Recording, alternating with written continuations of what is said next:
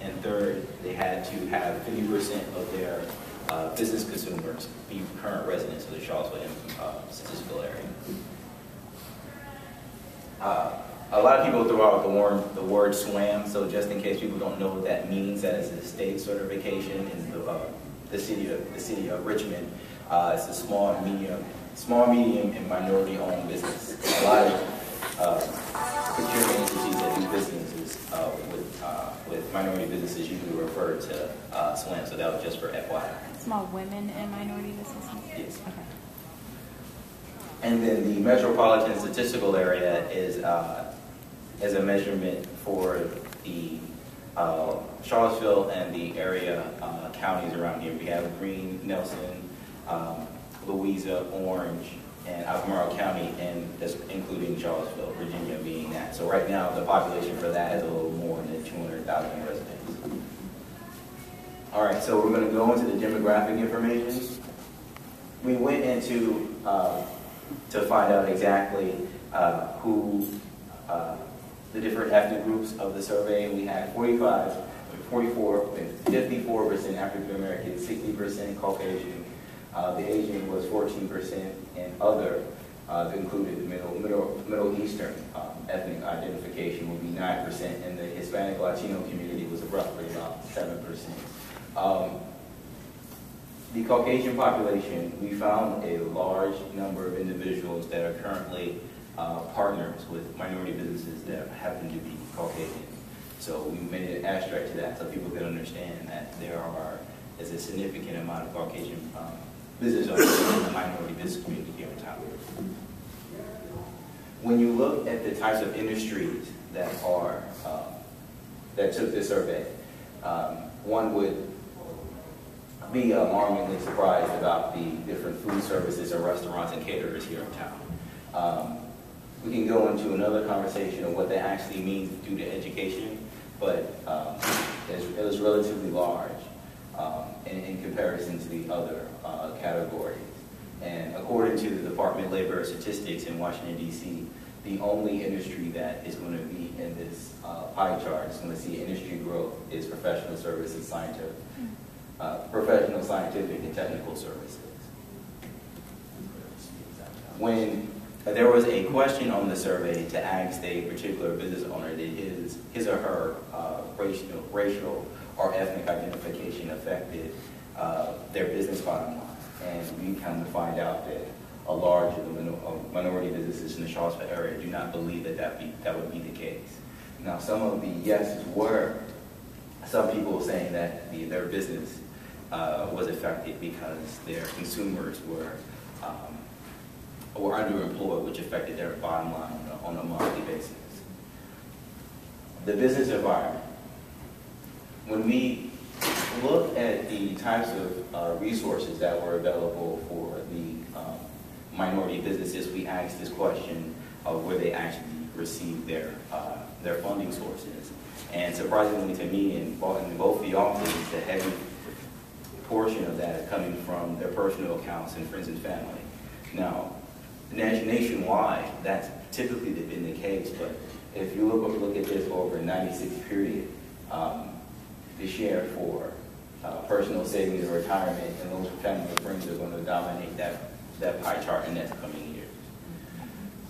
I'm personally not really worried about the credit card because that's negotiated as a third party, so you can reevaluate your account with that particular cardholder company on a monthly basis, so that's not really a question of concern, but will be an issue in the next coming years is the amount of personal savings or retirement for someone to self-finance their business. Charlie, is this existing capital to start their business, or this is existing businesses that have brick and mortar locations right now receiving funding for their business. And we also did the same thing for new business startups, and we tried to find what were the particular challenges as far as receiving funding. And before they even got funding, we ran into particular issues of financial capital. A number of the business owners lacked the liquidity of their own personal assets to be collateral for loan products. their personal credit score. You usually defer to having a discussion with local lending institutions, regardless of who they're talking to. And then they have less than 25% of the business startups for their expenses for their business concepts. They also have a difficulty as far as soft business skills. It would have been nice to have business owners here so they can start leveraging and letting do basic networking so people can be aware of their concepts so that when it comes to reality, they have a consumer base.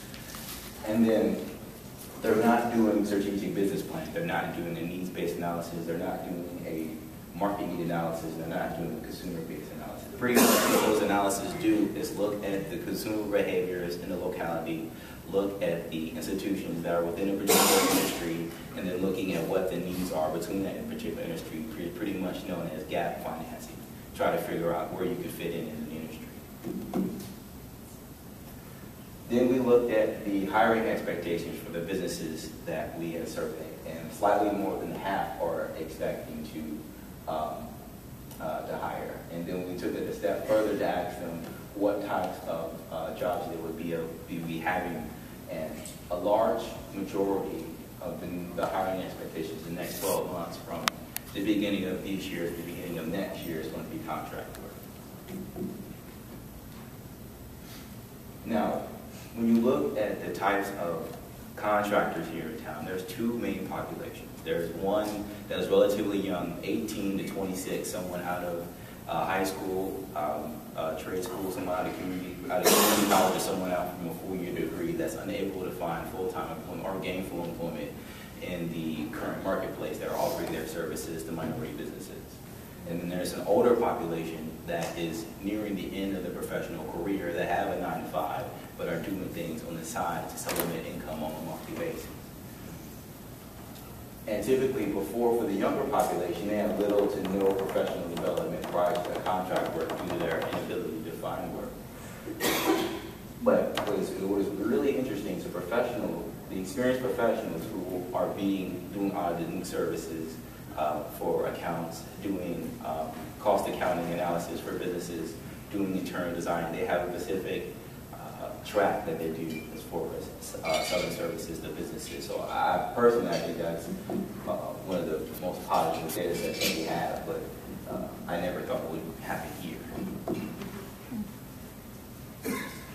So when you look at the different sites that the 135 businesses are doing procurement activity, 60% of that procurement activity is coming from the city of Charlottesville, 20% is coming from Albemarle County and UVA respectively.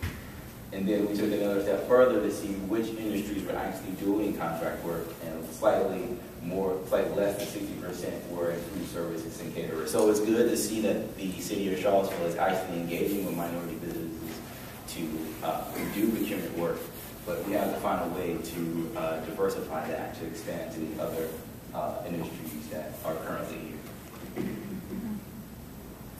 And then we looked at the years of operation as far as how long the businesses